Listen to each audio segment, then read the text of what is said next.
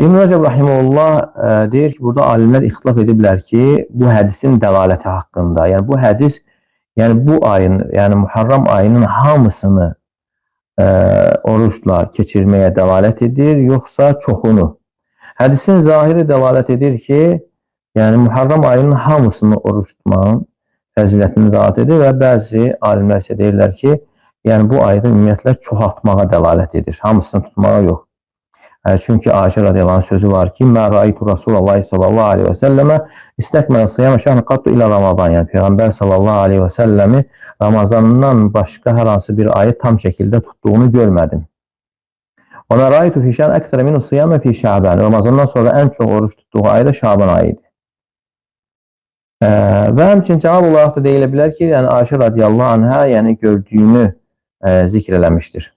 Amma nas isə dəlalət edir ki, ayın hamısını oruç tutmağın fəzilətinə dəlalət edir.